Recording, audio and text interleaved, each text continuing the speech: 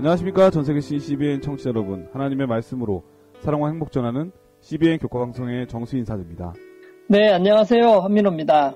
네, 목사님 반갑습니다. 거기도 날씨가 좀 추운가요? 네, 오늘은 처음인지는 모르겠는데 마이너스로 내려가서 눈발이 살짝 날리네요. 첫눈 오는 날입니다. 거기도 겨울 같은 느낌이 들겠어요. 그리고 크리스마스 좀 분위기가 좀 나겠는데요. 네, 그렇죠. 네. 아무쪼록 추운 날씨에 목사님들 건강하셨으면 좋겠습니다. 네, 목사님도요. 네, 며칠 전에 저는 이제 연말 목회자 협의회를 다녀왔거든요.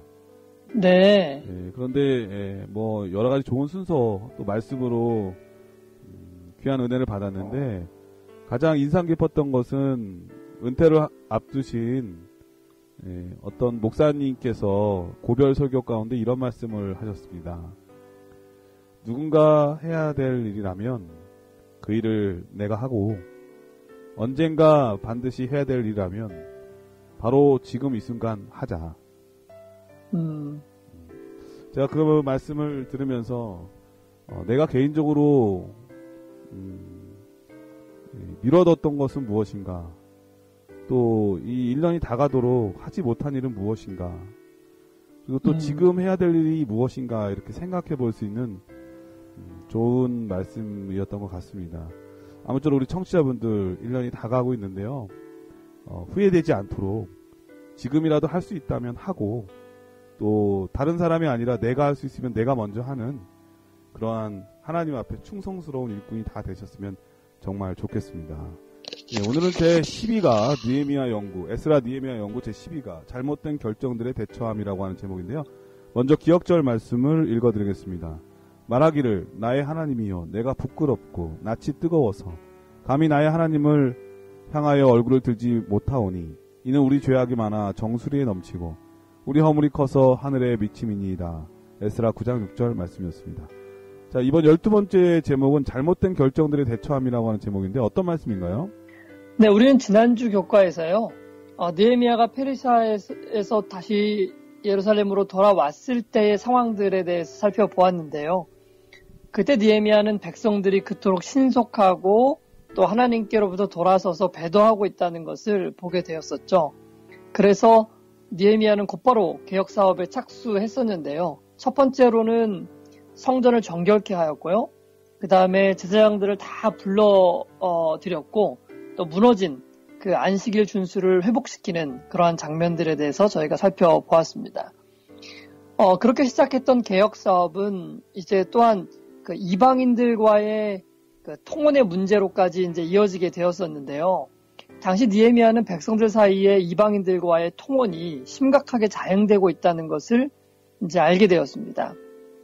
이 이방인들과의 통혼의 문제가 심각한 이유는요, 바로 다음 세대로의 신앙의 전수를 매우 어렵게 만든다는 것이기 때문에 그렇습니다. 뿐만 아니라 이제 그것으로 인해서 곳곳에 이방신 숭배가 퍼지게 되기 때문인데요.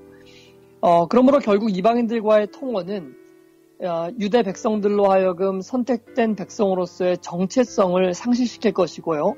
또 그들에게 맡겨진 사명을 감당할 수가 없게 만들 것입니다. 이러한 이유로 하나님께서는 이방인들과의 통혼을 엄격하게 금지하셨던 것이죠. 그렇다면은 이 에스라와 느헤미야는 이러한 상황에 어떻게 대처하면서 또 백성들을 개혁시켰을까요? 이번 주 교과를 통해서 이 이방인들과의 통혼에 관한 문제를 함께 생각해 보고자 합니다. 그리고 오늘날에도 우리에게 적용되어야 할 이 혼인에 관한 원칙이 무엇인지 함께 살펴보는 시간이 되겠습니다. 예. 오늘 교과는 특별히 이 결혼을 앞둔 젊은 청년들이 이 문제를 함께 고민해 보면서 말씀을 대하면 더 좋을 것 같은 그런 생각이 드네요. 자, 그러면 말씀에 앞서 찬미 듣고 시작합니다. 여기는 말씀의 방송 CBN 코리아입니다.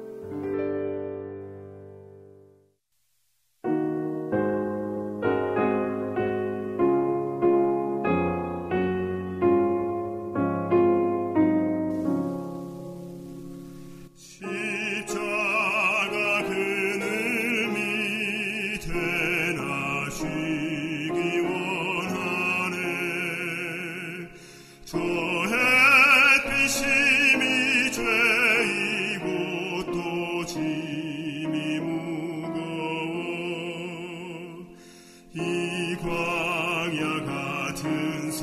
세상에를 방황할 때에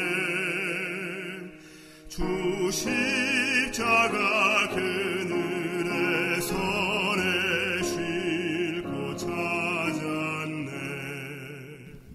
예, 참미 잘 들었습니다. 이럴 소지는 느헤미야의 반응이라고 하는 제목인데요. 어떤 말씀인가요? 네, 페르시아에서 돌아와서 개혁 사업을 진행하는 중에 느헤미야는 유다에서 발생하고 있는 아주 심각한 문제 한 가지를 발견하게 되었는데요. 그것은 바로 백성들 중에 많은 사람들이 이방인들과 혼인을 하였다는 것을 깨닫게 된 것입니다. 그리고 그 사이에서 태어난 많은 자녀들이 유다 민족의 언어인 이 히브리어를 하지 못하고 있는 것을 발견하게 된 것이죠. 느헤미야 13장 23절로 24절에 있는 말씀입니다. 그때에 내가 또 본즉 유다 사람이 아스돗과 암몬과 모압 여인을 맞아 아내로 삼았는데 그들의 자녀가 아스돗 방언은 절반쯤은 하여도 유다 방언은 못하니. 네, 아버지는 유다 사람이지만은 어머니가 아스돗, 암몬, 모압 이런 이방 사람들이다 보니까 자녀들이 히브리어를 제대로 배우지 못한 것입니다. 이것은 심각한 문제를 초래하는데요. 왜냐하면은 당시에는 이 번역된 성경이 없었기 때문에 성경은 히브리어로만 읽을 수가 있었습니다. 그러므로 히브리어를 하지 못한다는 얘기는 결국 성경을 읽지 못한다는 것이고 하나님에 대한 지식을 잊어버릴 수밖에 없게 된다는 뜻이기도 하죠. 그렇게 되면 결국 유다 백성들은 하나님을 떠나서 타락하게 되고 또 멸망이 이르러 올 수밖에 없게 되는 것이죠. 이것이 이제 첫 번째 이유였고요. 사실 이 언어가 정말 중요한 것은 네. 언어가 안 되면은 이 지식이 짧게 되잖아요. 맞아요. 책을 못 읽으면 아는 게 적어지거든요. 네. 그러다 보면 자꾸 잊어버리게 되고 현실적인 사람이 되기 쉽거든요. 미래를 설계하지 네. 못하고. 그러다 보니까 그렇죠. 신앙을 잃어버릴 수밖에 없었겠죠. 맞습니다. 또한 이 언어라는 것은 그 문화를 담고 있잖아요. 네. 근데 유대인들의 문화는 사실 종교와 밀접하게 관련이 있는 것인데 언어를 하지 못한다면 결국 그들의 종교성을 잃어버릴 수밖에 없다는 이야기가 될 수 있는 것이죠. 특별히 이제 이 어머니들이 이방인들이었기 때문에 어머니들은 하나님에 대한 지식을 거의 가지고 있지 않았을 것입니다. 그래서 자녀들에게 하나님을 가르쳐야 되는 책임이 가장 1차적인 책임이 이제 어머니들에게 있는 것을 감안한다면 이방인 어머니 밑에서 자란 자녀가 하나님에 대한 지식을 갖는 것이라는 것은 매우 어려운 일이 될 수밖에 없었겠죠. 그러므로 이 이방인들과의 통혼의 문제는 느헤미야가 보기에 매우 심각한 것처럼 보였던 것입니다. 네, 만약에 그래도 네. 이 유다 남자들이 신앙을 네. 우선시해서 그 여인을 이 하나님을 알게 한 다음에 결혼했다면 좀 문제가 좀 달라질 수 있는데 네. 이 유다 남자들도 그렇게 신앙에 대해서 별로 중요하게 생각하지 않았던 게 더 큰 문제였던 것 같아요. 그러니까 히브리 말도 안 가르치고 네. 성경도 안 가르쳤기 때문에 이러한 네. 사회적 문제가 일어났겠죠. 맞습니다. 그 사실 이스라엘 백성들이 바벨론에 의해서 멸망되기 전에는요.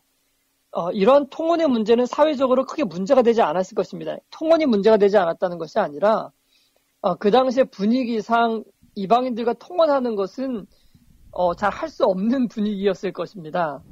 그러나 이제 여러 해 동안의 유수 기간 동안에 백성들은 다른 여러 민족들과 섞여 살게 되었고 또 이방인들의 문화와 관습에 익숙해지게 되면서 자연적으로 금지되었던 어떤 이런 벽들이 허물어져서 이방인들과 거리낌 없이 통혼하는 그런 분위기가 형성이 되었던 것이죠.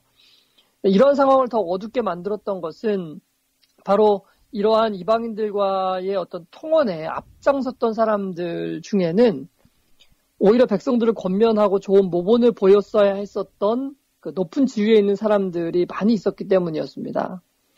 참 안타까운 일이었죠. 느헤미야 13장 25절에 있는 말씀을 읽어드립니다. 내가 책망하고 저주하며 두어 사람을 때리고 그 머리털을 뽑고 이르되 너희는 너희 딸들로 너희 아들들에게 주지 말고 너희 아들들이나 너희를 위하여 저희 딸을 데려오지 않겠다고 하나님을 가리켜 맹세하라 하고. 네, 이 말씀을 통해서 그 당시 느헤미야가 느꼈던 그 감정이 무엇이었는지를 우리가 좀 이렇게 엿볼 수 있게 되는데요.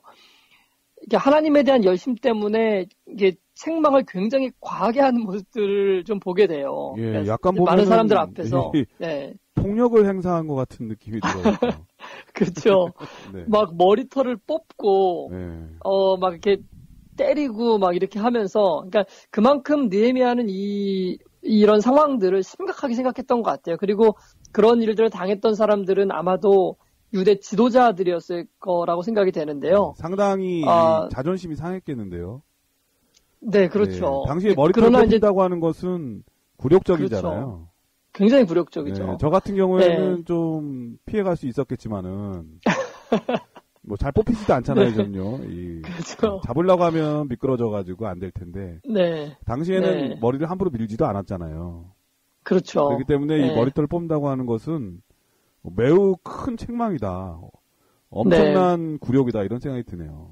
그렇죠. 이게 막 머리털을 뽑히려면 이게 굉장히 세게 잡아당겼을 텐데 아무튼 이제 그런 상황 가운데에서 느헤미야는 사람들로 하여금 이것이 그러니까 죄에 묻어져 있어서 이게 얼마나 죄악적인 건지를 느끼지 못하는 사람들에게 경고하고 또 이것이 얼마나 큰 잘못인지를 보여주기 위해서 아마 그러한 행동들을 과하게 하지 않았나 생각이 되는데요. 네, 또 한 가지 느헤미야 같은 사람이 이런 네. 과격한 행동을 했다고 한 것은 단순하게 결혼 문제 이상의 어떤 또 다른 일이 있었기 때문에 다시 말씀드려서 이 유다 남자들이 이방 여인과 결혼했던 것이 단순하게 거룩한 혼인에 대한 문제가 아니라 매우 쾌락적이고 세속적이었다. 그것이 우선순위였기 때문에 느헤미야가 매우 속상해하면서 책망한 것이 아닌가 그런 생각이 드네요.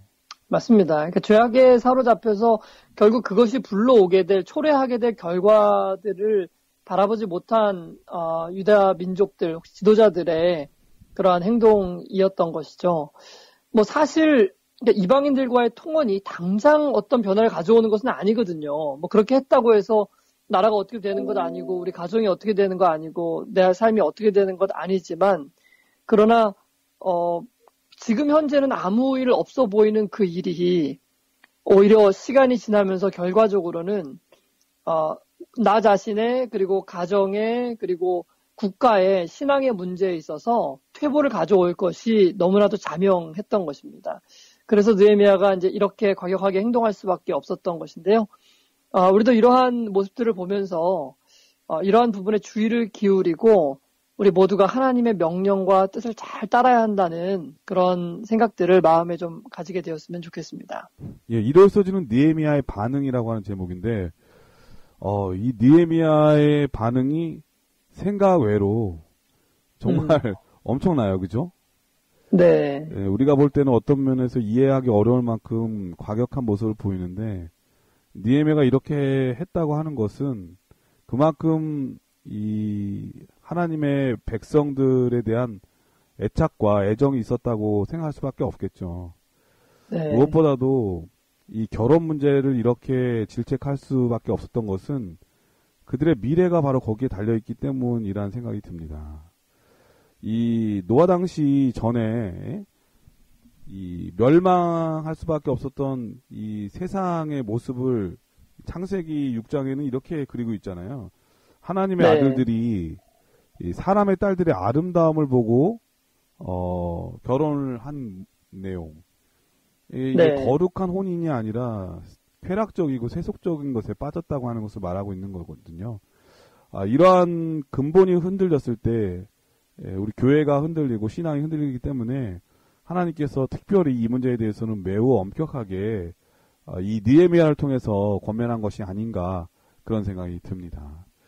우리들, 특별히 이 젊은이들도 단순하게 현재만 바라볼 게 아니라 이 결혼을 통해서 앞으로 나의 미래, 우리 같이 이끌어 나가야 가정의 미래, 교회의 미래까지도 생각해 본다면 결혼 문제를 그냥 순간의 감정에 의해서가 아니라 기도하면서 더 많이 하나님께 여쭙고 결정할 수밖에 없지 않을까 그런 생각이 드네요. 자, 월요일 소지는 느헤미야의 책망이라고 하는 제목인데 어떤 말씀인가요? 네, 느헤미야는 백성들이 이방인들과 통혼하는 거 보면서 정말 가슴을 쥐고 애통하는 그런 모습들을 우리가 그려볼 수가 있을 것 같습니다. 하나님의 백성으로 부름을 받은 백성들이 자신들의 의무를 잊어버리고 율법의 말씀을 저버린 모습은 느헤미야에게 실로 가슴 아픈 일이었을 것입니다. 이러한 죄에 빠진 백성들을 향해서 느헤미야는 이 과거의 사건을 상기시켰는데요. 느헤미야 13장 26절로 27절에 있는 말씀입니다. 또 이르기를 옛적에 이스라엘 왕 솔로몬이 이 일로 범죄하지 아니하였느냐. 저는 열국 중에 비길 왕이 없이 하나님의 사랑을 입은 자라. 하나님이 저로 왕을 삼아 온 이스라엘을 다스리게 하셨으나 이방 여인이 저로 범죄케 하였나니 너희가 이방 여인을 취하여 크게 악을 행하여 우리 하나님께 범죄하는 것을 우리가 어찌 용납하겠느냐. 네, 느헤미야는 솔로몬에 대해서 언급하였습니다. 이 솔로몬은 우리가 잘 아는 위대한 왕이었죠. 하나님께 크게 은혜를 입은 사람이었습니다.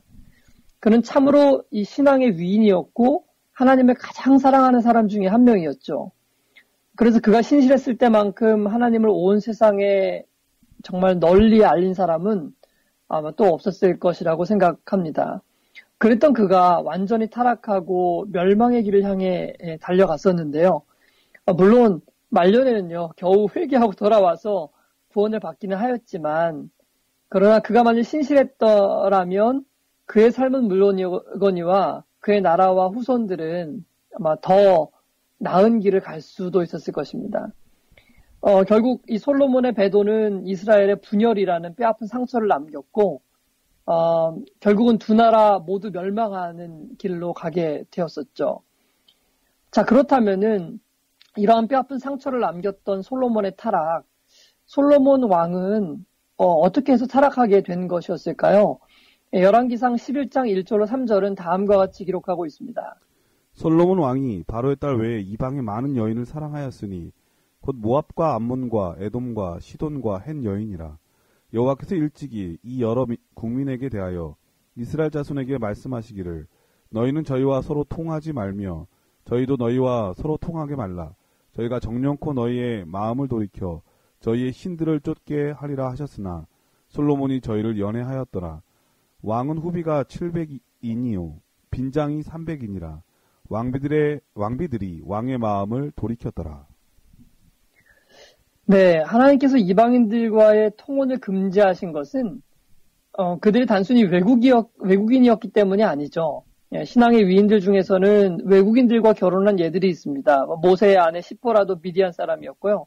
그 다음에 보아스도 모압 여인 롯과 결혼하는 것을 우리가 잘 알고 있습니다. 네, 그들 모두는 그러므로, 예수님의 족보에 기록된 특별한 여인들이었잖아요, 또. 그렇죠. 모세의 아내는 그 족보는 아니었지만, 네. 하지만 이런 여인들이 있었습니다. 그러므로 우리가 알 수 있는 것은 하나님께서 금지하신 것은 하나님을 알지 못하는 사람과 맺는 혼인을 금하신 것이지 굳이 외국인과 결혼하면 안 된다 이렇게 금하신 것은 아님을 우리가 알 수 있는 것입니다. 근데 그렇게 하신 이유는 이 솔로몬의 경우에서 보듯이 이방인 배우자의 영향이 결국 우리를 하나님으로부터 떠나게 할 것이기 때문에 그러한 권면을 주셨던 것이죠. 그런데 오늘날 많은 젊은이들이 그렇게 생각하는 경향이 있습니다. 내가 이 사람이랑 결혼을 해야 그래도 이 사람이 구원받을 확률이 더 높아지는 거 아니겠느냐. 내가 이 사람의 구원을 위해서라도 내가 이 사람과 결혼을 해야 되겠다. 이렇게 생각하는 경우도 왕왕 있는 것 같습니다. 네, 만약에 그런 생각을 하면서 결혼한다면 네. 그래도 오히려 저는 신앙을 유지할 확률이 높다고 생각해요. 네. 대부분의 사람들은 신앙은 두 번째가 되고 첫 번째가 자기의 안위와 삶의 평안함 그리고 어떤 면에서 눈에 보이기에 좋은 것 이런 게 우선순위가 될 때 문제가 되잖아요. 그렇죠. 그런데 이제 많은 경우에 사실 이렇게 조금 전에 제가 얘기한 부분을 얘기하는 분들도 이제 우리가 진심을 다 들여다볼 수는 없지만은 결혼을 하기 위한 어떤 이유로 제시하는 경우들이 이제 문제가 될 것 같은데요. 만약 우리가 정말 그러한 마음으로 하나님을 알지 못하는 사람이랑 결혼하고자 한다면은 그럼 먼저 이렇게 좀 살펴보면 좋을 것 같아요. 과연 내가 이방인들과 결혼해서 타락했던 그 솔로몬 그 솔로몬이 이방인들과 결혼하기 전에 하나님을 신실히 사랑하고 또 지혜로웠을 때보다 더 훌륭하고 내가 지금 더 총명한 상태에 있는지를 한번 좀 생각해 보면 좋을 것 같아요. 왜냐하면은 그렇게 훌륭하고 총명하고 하나님을 잘 따르던 솔로몬도 결국 하나님께서 허락하시지 않은 결혼으로 말미암아 타락하고 멸망의 길로 갈 뻔했었다면은 우리는 얼마나 더 하나님의 권면과 또 율법의 말씀에 순종하고 따라야 될지 우리가 생각해 볼 수 있을 것입니다. 우리의 행복과 우리의 또 안전을 위해서 주신 하나님의 율법의 말씀을 순종하는 것이 우리가 생각해서 다른 길을 걸어가는 것보다 훨씬 더 훌륭한 길이라는 것을 우리가 이해할 수 있으면 좋을 것 같습니다. 부조와 선지자 138페이지에 있는 말씀 읽어드립니다. 그들은 이방인과 통혼하지 말 것이었다. 왜냐하면 그렇게 함으로써 그들은 하나님과 그분의 거룩한 율법에 대한 존경심을 잃어버리게 되고 다른 나라들의 죄된 행습에 가담할 유혹을 받게 되며 우상 숭배에 빠지게 될 것이기 때문이었다. 네, 아무쪼록 우리 모두가 이런 하나님의 말씀을 잘 상기하고 또 이런 권면들을 잘 따르게 되는 우리 모두가 되었으면 좋겠습니다. 네, 이 결혼 문제에 있어서 외국 사람이냐 그렇지 않느냐, 오히려 교회 다니는 사람 중에 잘못 결혼해서 신앙을 떠나는 경우도 꽤 많이 봤거든요. 네. 단순하게 이거는 이방 민족이냐 유다 민족이냐에 대한 문제라기보다는 그 이전에 신앙에 대한 어떤 마음가짐을 갖고 있는 사람이냐, 그게 되게 매우 중요한 생각이 듭니다. 예를 들어서 맞습니다. 제가 아는 어떤 분은 교인이셨는데 가정이 직장 생활하면서 한 분이 계속 남자가 쫓아다닌 거예요. 네. 자기는 그래도 믿는 사람하고 결혼을 하고 싶었는데 이 남자가 너무 쫓아다니는 거죠. 그래서 네. 이제 자기의 신앙과를 얘기했다고 합니다. 그러자 네. 이 남자가 깊이 고민하면서 그럼 나도 신앙을 배우겠다. 이렇게 해서 성경을 공부하고 교인이 되어서 지금은 장로님이 된 분도 계시거든요.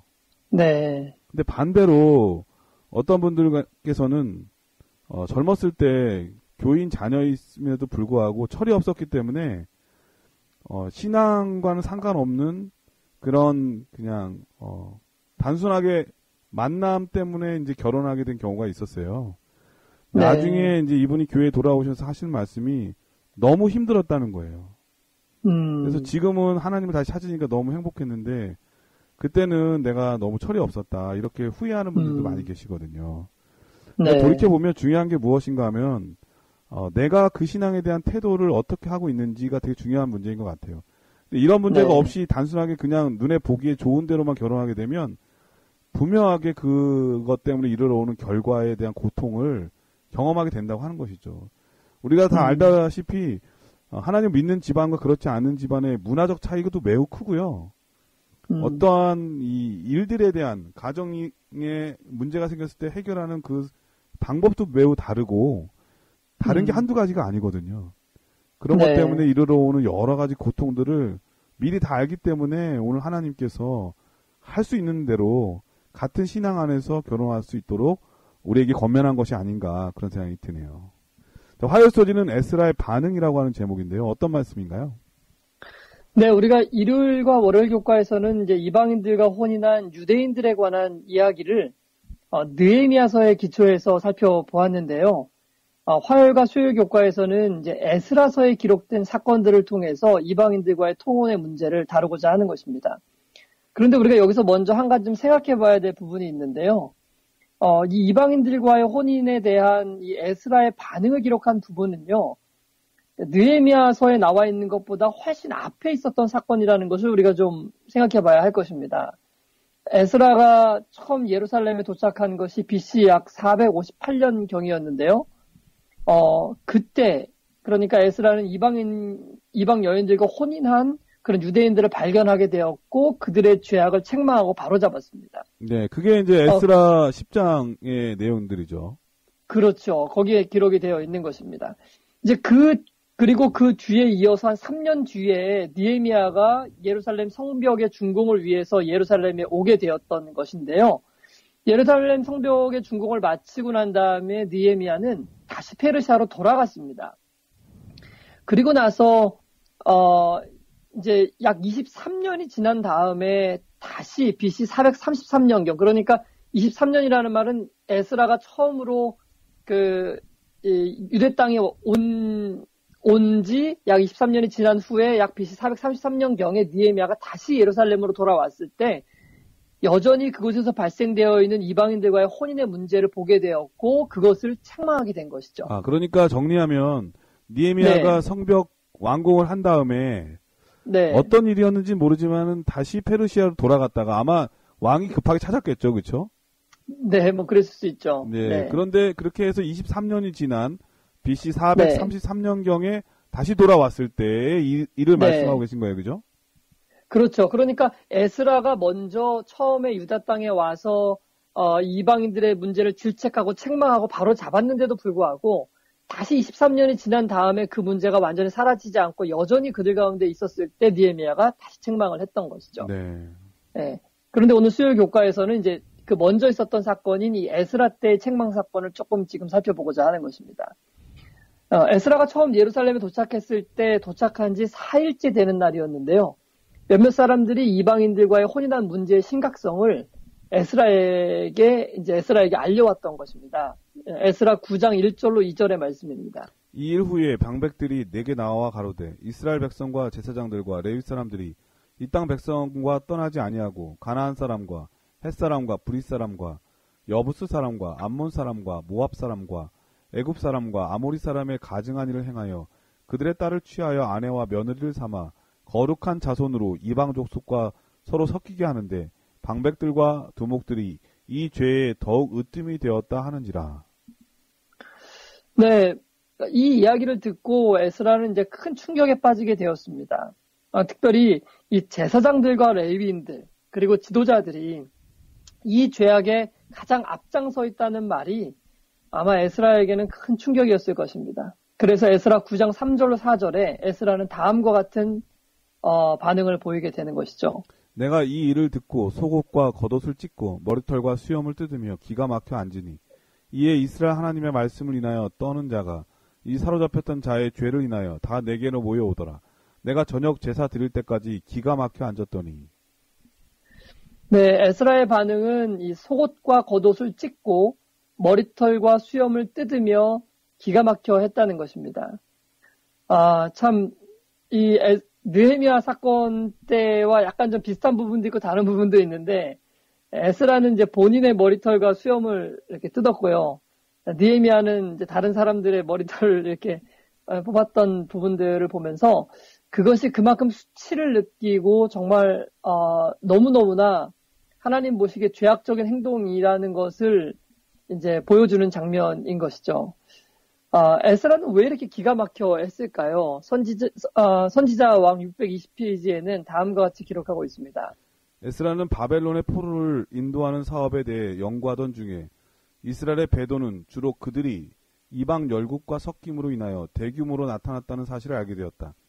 그는 저희가 만일 하나님의 계명을 순종하여 인근 열국과 분리되어 있었더라면 그들이 많은 슬프고도 굴욕적인 경험들을 피할 수 있었을 것이라는 사실을 알았다. 그러니까 에스라는 이스라엘의 타락과 이 멸망의 출발점이 바로 열국과 섞이는 것에서부터 이루어졌었다는 것을 깨달았었던 것입니다.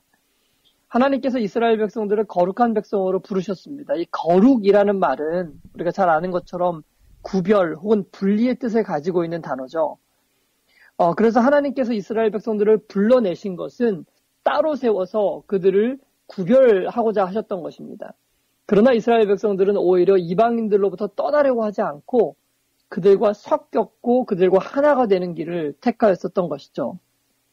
그래서 당하게 되었던 이 모든 치욕스러운 결과와 또 고통에도 불구하고 그들은 아직도 깨달아야 할 그 교훈을 깨닫지 못하고 있었던 것입니다. 이것이 에스라에게는 매우 큰 충격으로 다가왔던 것인데요. 오늘 우리의 삶은 어떤가요? 우리의 삶 가운데는 혹시 세상과 섞여 있는 부분들이 없습니까? 세상으로부터 분리되지 않고 세상과 짝하고 있는 것은 무엇이 있을까요? 우리 모두가 그러한 것들로부터 좀 과감하게 분리되어서 하나님을 기쁘시게 하는 일이 필요하지 않을까 생각을 해보게 됩니다. 예, 화요소지는 에스라의 반응이라고 하는 제목이었는데, 1월부터 월요일까지는 이제 느헤미야에 대한 책망에 대한 말씀을 했지만, 그 이전에, 훨씬 이전에 에스라가 그들에게, 전에 이러한 문제에 대해서 책망했다는 사실을 다시 한번 언급함으로써 이 일들이 갑자기 하나님께 책망한 것이 아님을 한번 알려주신 것 같아요. 네. 반복적인 일이 일어날 때마다 그것은, 더 심각해지잖아요. 네, 처음 그렇죠. 한번 드러날 때 책망을 받았을 때 고쳤어야 되는데 그렇지 않음으로 인해서 여전히 느헤미야 시대까지 계속 그러한 일들이 일어나지고 오히려 만연화됨으로 인해서 신앙이 더욱더 약해지고 오히려 하나님 민족으로서 살아야 될 그 모범적인 것들이 다 사라져가는 그 위기 가운데 놓였기 때문에 에스라와 느헤미야가 이렇게 간절하게 하나님의 백성들에게 책망한 것이 아닌가 그런 생각이 듭니다. 예, 그런데 이제 한 가지 걱정스러운 것, 또 염려되는 것 중에 하나가 오늘날의 이 자녀들이 품 안의 네. 자식이라는 말이 있잖아요. 네네. 이제 어른이 되고 성인이 되면 아무리 신앙을 강조해도 뜻대로 되기가 어려울 때가 있거든요. 네. 근데 이제 에스라 느헤미야 시대에는 이 아버지의 권한이 매우 컸습니다. 자녀들에 관한 권한이. 그런데 네. 이 당시에 이렇게 만연했다는 것은 그의 아버지와 부모의 신앙이 온전하지 못했다는 것을 의미하고 있는 것이거든요. 네. 네, 마찬가지로 지금 이 부모의 입장에서 가장 중요한 것은 이 성인이 될 때까지 끊임없이 이 신앙의 중요성, 결혼의 중요성을 알려줄 필요가 있다고 하는 것을 상기시켜 주는 것이고, 자녀들도 단순하게 눈에 보이는 것만 생각하는 것이 아니라 앞으로 미래에 대해서도 한번 생각해 볼 필요가 있다고 하는 것을 상기시켜 주는 것이 아닌가 그 생각이 듭니다. 그렇게 되면 우리가 조금 더 신중하게 되고, 부모님들은 더 자주 자녀들에게 결혼에 대한 문제를 얘기해 주고 또 기도하게 될 것이고, 자녀들도 그렇게 계속 듣다 보면 결혼을 할 때 부모님의 말씀을 생각해서 이 결혼의 우선순위를 다시 한번 생각해 볼 수 있지 않을까, 그런 생각이 듭니다. 중요한 것은 우리가 현세만이 아니라 내세, 우리는 영생을 준비하는 사람이라고 하는 것을 우리 모두가, 또 부모가, 또 자녀가 함께 생각해 볼 필요가 있지 않나 그런 생각이 드네요. 자, 그럼 여기서 참여하고 들으시고 계속해서 수요일 목요일 소지를 공부하도록 하겠습니다. 여기는 말씀의 방송 CBN 코리아입니다.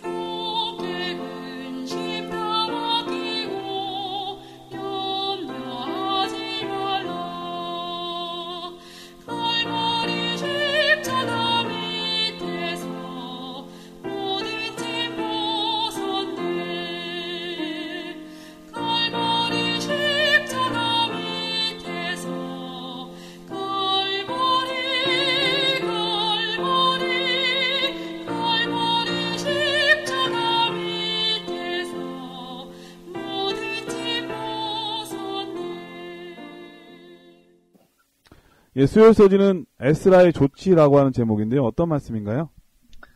네, 오늘 우리는 이 수요 교과에서 참 마음 아픈 조치를 보게 되는데요. 이방인들과 결혼한 사람들에 대하여 에스라는 어떤 조치를 명령했을까요? 에스라 10장 10절로 11절에 있는 말씀을 함께 보겠습니다. 제사장 에스라가 일어서서 저희에게 이르되 너희가 범죄하여 이방 여자로 아내를 삼아 이스라엘의 죄를 더하게 하였으니 이제 너희 열조의 하나님 앞에서 죄를 자복하고 그 뜻대로 행하여 이 땅 족속들과 이방 여인을 끊어버리라. 네, 에스라의 명령은 이방 여인들을 끊어버리라는 것이었습니다. 어떻게 보면은 이것은 참 반인륜적인 그런 명령인 것처럼 보이는데요. 에스라서의 마지막 장 마지막 절은 그 중에는 자녀를 낳은 여인도 있더라라는 말로 마치고 있습니다. 그러니까 하나님 말씀에 순종하기 위해서는 이제 아내뿐만 아니라 심지어는 자녀까지도 다 내보내야만 되는 그런 상황에 이제 이르렀던 것이죠. 자, 그렇다면 우리는 이러한 에스라의 명령을 어떻게 받아들이고 이해하면 좋을까요? 사랑의 하나님께서 과연 이방 여인들과 그 사이에서 태어난 자식들을 쫓아내 버리는 것을 바라셨을까요? 인간적인 눈으로 보면은 에스라의 명령은 좀 가혹한 것처럼 보입니다. 그러나 그럼에도 불구하고 이 사건은 우리에게 한 가지 큰 가르침을 저는 주고 있다고 생각하는데요. 그것은 이 세상에서 그 어떤 것도 하나님에 대한 사랑을 앞지를 수 없다는 것입니다. 심지어는 그것이 사랑하는 아내와 자식일지라도 말이죠. 저는 이 내용을 읽으면서 누가복음의 예수님의 말씀이 떠올랐었는데요. 누가복음 14장 26절의 말씀입니다. 물은 내게 오는 자가 자기 부모와 처자와 형제와 자매와 및 자기 목숨까지 미워하지 아니하면 능히 나의 제자가 되지 못하고. 네, 여기서 미워한다는 말은 뭐 우리가 잘 알듯이 덜 사랑한다는 뜻의 유대식 표현입니다. 그러니까 그 어떤 것도 하나님 이상으로는 사랑해서는 안 된다는 것을 얘기하고 있는 것이죠. 우리의 애정의 첫째 자리는 항상 하나님만이 되셔야 한다는 것을 이야기하는 것입니다. 이것이 하나님의 제자가 되는 조건입니다. 하나님을 최고로 사랑한다는 것은 그분의 말씀을 가장 우선적으로 순종하는 것을 의미하는 것이죠. 그러므로 하나님의 말씀에 대한 순종과 가족에 대한 어떤 사랑이 대립할 때 우리는 하나님의 말씀을 먼저 순종해야 된다는 것을 우리는 이해할 수 있게 되는 것입니다. 우리의 최우선순위는 언제나 하나님이 되셔야 한다는 것, 성경은 분명히 얘기하고 있는 것입니다. 그래서 하나님께서는 우리가 하나님의 백성으로서 거룩한 백성이 되기를 원하시는 것이죠. 세상과 죄악들로부터 우리 자신들을 분리하여서 따로 나와 율법을 순종하는 거룩한 백성들이 되기를 바라시는 것입니다. 오늘날 이 세상의 조류, 세상의 문화, 세상의 영향력이 얼마나 강합니까? TV나 스마트폰, 그다음에 인터넷, 컴퓨터, 이런 것들이 우리로 하여금 세상과 얼마나 우리를 가깝게 끈끈하게 묶어주고 있습니까? 우리는 얼마나 그것들의 매력에 쉽게 빠져서 하나님을 먼저 찾기보다는 이런 세상 것들을 먼저 우리가 찾게 되지 않습니까? 그러나 하나님께서는 우리가 하나님 외에 그 어떤 것도 최고로 사랑하는 것을 용납지 않으신다는 것을 우리가 기억해야 될 필요가 있습니다. 우리의 애정의 첫 번째 자리는 오직 우리의 신랑 되시는 하나님의 것이 되어야 한다는 것을 우리가 기억해야 합니다. 혹 만일 우리의 삶에 우리가 하나님 외에 다른 배우자, 다른 남편을 섬기고 있다면 하나님께서는 그 모든 것들을 가슴 아프더라도 내어보내고 오직 한 남편 대신 우리 하나님만을 섬기게 되는 것을 바라신다는 것을 우리가 기억하게 되기를 바랍니다. 네, 수요 소주는 에스라의 조치라고 하는 제목인데 에스라의 조치는 근본적인 문제를 말하고 있는 것 같습니다. 하나님을 떠나서 우상 숭배하고 있는 가장 근본적인 원인이 만약에 이 결혼 관계에 있었다면 그것을 끊어버리라고 하는 것이죠. 만약에 네. 이렇게 끊어버렸을 때 이 여인들과 자녀들이 룻처럼 어머니의 백성이 나의 백성이 되고 어머니의 하나님이 나의 하나님이 되겠다고 하는 마음으로 돌아온다면 분명히 저는 하나님께서 받아주실 거라는 생각이 듭니다. 왜냐하면 룻도 받아주셨으니까 말이죠. 그런데 지금 네. 이 에스라의 조치의 가장 근본적인 문제는 이렇게 결혼한 사람들이 하나님을 떠났다고 하는 것입니다. 하나님께 돌아오지 않는다고 하는 것이죠. 근데 그 이유 중에 하나가 바로 이 아내와 자녀들의 섬기는 이방의 세속적인 그런 것들 때문이라고 하는 것 때문에 에스라가 이 강력한 조치를 취한 것이 아닌가 생각이 듭니다.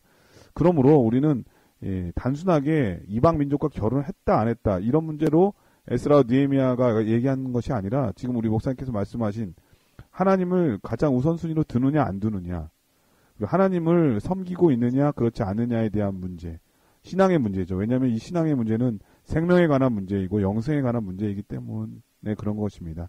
바로 오늘 우리가 될 조치가 만약에 세속적인 것이 있다면 그것을 끊어버리라고 하나님께서 말씀하실 것입니다. 그게 만약에 TV라면 TV, 그리고 만약에 운동이라면 운동, 여러 가지 일들이 더 하나님보다 우선순위에 있다면 하나님께서 분명히 우리에게 그걸 끊어버리라고 얘기하지 않을까. 에스라의 조치와 같은 조치를 하지 않을까. 그런 생각이 드네요. 자, 목요일 서지는 정말 중요한 문제인 것 같습니다. 오늘날의 결혼이라고 하는 제목인데요. 어떤 말씀인가요? 네, 우리는 이제까지 에스라서와 느헤미야서에 나타나 있는 이방인들과의 통혼의 문제를 살펴보았는데요. 그러면서 우리가 깨달은 바는 성경은 이방인과의 혼인을 엄격히 금하고 있다는 것입니다. 결혼은 오직 두 당사자들이 하나님을 최고로 사랑하는 가운데 그 안에서 서로를 사랑할 때만 참된 행복으로 이어질 수 있게 되는 것이죠. 그러므로 하나님을 최고로 사랑하는 가운데 결혼 생활이 이루어져야 되는데, 만약 우리가 비신자와의 결혼을 하게 된다면 결국 둘 중에 하나를 포기할 수밖에 없는 처지에 놓일 수밖에 없게 되는 것이죠. 그러면 거의 대부분의 경우는 이제 하나님을 포기하기에 이르는 이제 그런 길로 가기가 쉬운 것인데요. 그렇게 된다면 하나님 없는 우리, 하나님 없는 인류, 하나님 없는 가정은 결코 행복할 수가 없는 것입니다. 그 길은 오직 죄악과 고통으로 안내될 수밖에 없는 것이죠. 그것을 가장 잘 보여주는 사건이 바로 이 노아 홍수의 사건인데요. 네, 아까 목사님께서도 잠깐 말씀하셨지만 창세기 6장 1절로 2절에는 사람이 땅 위에 번성하기 시작할 때에 그들에게서 딸들이 나니 하나님의 아들들이 사람의 딸들의 아름다움을 보고 자기들의 좋아하는 모든 자로 아내를 삼는지라 라고 기록하고 있습니다. 여기서 말하는 하나님의 아들들은 신실히 하나님을 섬겼던 셋의 후손들을 의미하는 것이고요. 사람의 딸들이라는 것은 하나님을 반역하며 살아가던 가인의 후손들을 말하는 것입니다. 이 둘 사이에는 이제 거리가 있었고 서로 다른 지역에서 각자의 어떤 신앙을 추구하며 살고 있었는데, 인류가 점점 타락하게 되면서 어느 순간에선가부터 하나님의 백성들이 가인의 후손들에게 관심을 가지게 되었고 또 그들과 혼인을 하기에 이르게 되었던 것입니다. 그래서 그러한 혼인의 결과로 인하여 세상은 급속도로 더욱더 타락하게 되었고 급기야는 노아 홍수를 초래할 수밖에 없게 되었던 것이죠. 앞서 언급한 것 같이 이제 솔로몬도 이방 여인들과의 혼인을 통해서 타락의 길에 이른 것처럼 이 인류의 초기에도 이러한 사건으로 말미암아 세상의 모든 백성들이 타락하게 되는 그 길로 이르게 되었던 것입니다. 그리하여 하나님께서는 노아 홍수를 통하여 세상을 정결하시고 또 하나님의 백성을 택하셔서 하나님의 말씀의 예언들을 이루어갈 수 있도록 허락하셨지만 백성들은 여전히 하나님을 버리고 또다시 통혼을 통하여 초창기에 경험했던 그런 죄악적인 길로 계속해서 들어가려고 했었던 것입니다. 그로 말미암아 에스라와 느헤미야는 결국 이러한 하나님의 마음으로 백성들을 권면할 수밖에 없었던 것인데요. 그러므로 오늘 우리는 이와 같은 성경의 권고를 좀 마음 깊이 새겨야 할 필요가 있을 것입니다. 혹 젊은 청년들이 이 방송을 듣고 있다면은 이 권면들을 좀 잘 기억하고요.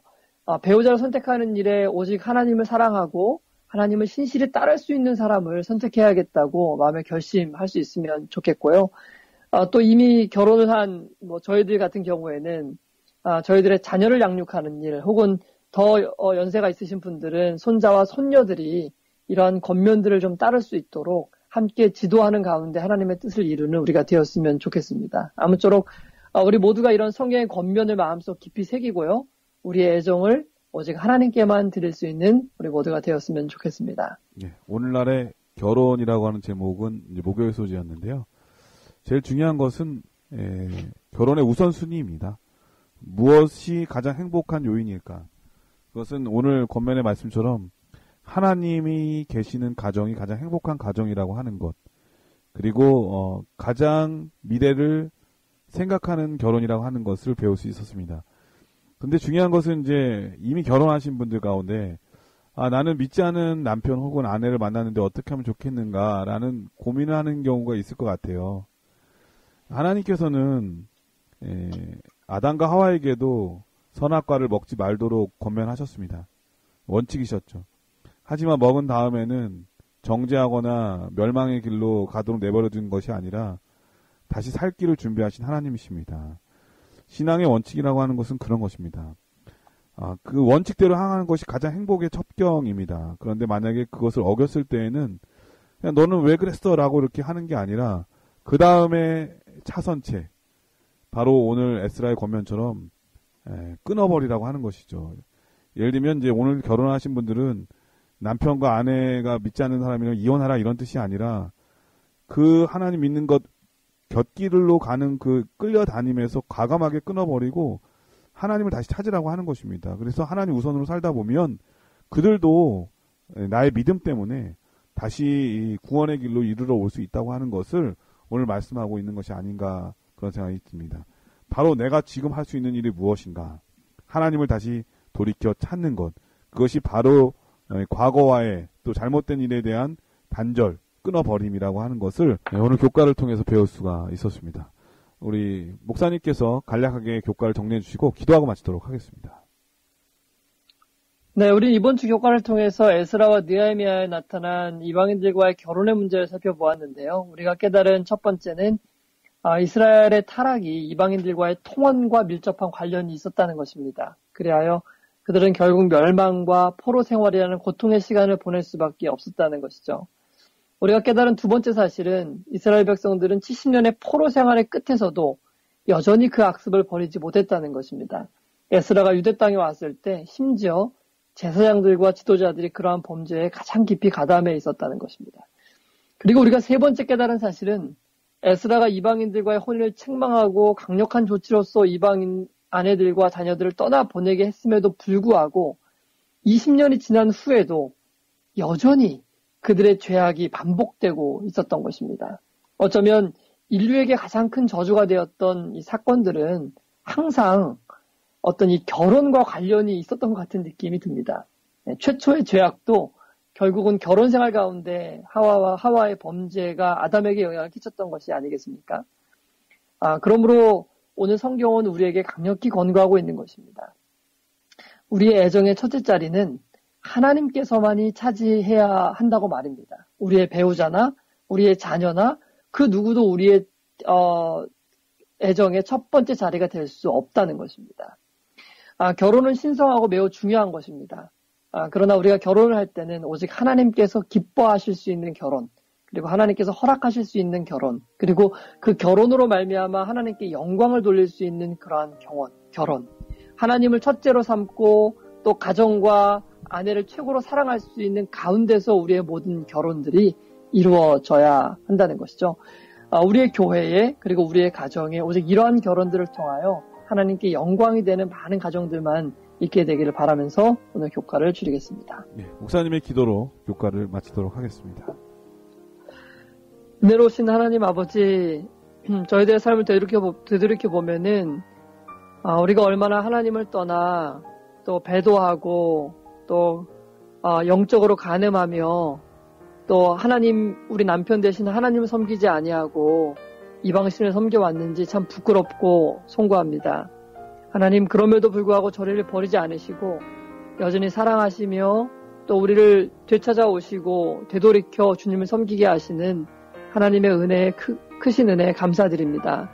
하나님, 우리가 마음을 돌이켜 늘 주님을 사랑하며 우리의 애정의 첫 번째 자리에 주님을 모실 수 있도록 주님 도와주시고, 특별히 우리의 어린 자녀들과 젊은 청년들이 결혼할 정년기의 나이가 되었을 때 성경에 있는 이 말씀과 율법의 말씀을 기억하여 오직 하나님을 신실히 사랑하는 배우자들을 아내로 또 남편으로 맞이할 수 있도록 인도하여 주시옵소서. 아멘. 그리하여 우리의 가정과 또 우리의 교회와 또 우리의 사회가 더욱더 하나님 안에서 건강하게 이어나갈 수 있도록 도와주시고, 또 재림을 준비하며 주를 맞기에 부족함이 없는 사람들로 꼴지어질 수 있도록 인도하여 주시옵소서. 아멘. 예수님의 이름으로 기도합니다. 아멘. 아멘. 네, 전세계 CBN 청취자 여러분, 이태리 속담 가운데 이런 속담이 있습니다. 애정 때문에 결혼하는 자는 분노 때문에 죽는다. 톨스토이는 또 이런 말도 했습니다. 결혼을 신성하게 하는 것은 오직 사랑이며 진정한 결혼이란 사랑으로 신성해진 결혼뿐이다. 성경은 이렇게 말합니다. 하나님은 사랑이시라. 하나님의 사랑이 두 사람을 하나로 묶을 때 그 결혼이야말로 사랑으로 신성해진, 거룩해진 결혼이 되겠죠. 이러한 결혼 꼭 여러분들 이루시기 바라겠고, 지금 결혼 생활 하고 계신 분들이라면 이러한 삶이 되도록 하나님을 돌이켜 찾는 여러분들이 되시기를 간절히 축원드리면서 저희는 다음 주에 더 좋은 모습으로 찾아뵙도록 하겠습니다. 건강하시고요. 안녕히 계십시오. 안녕히 계세요.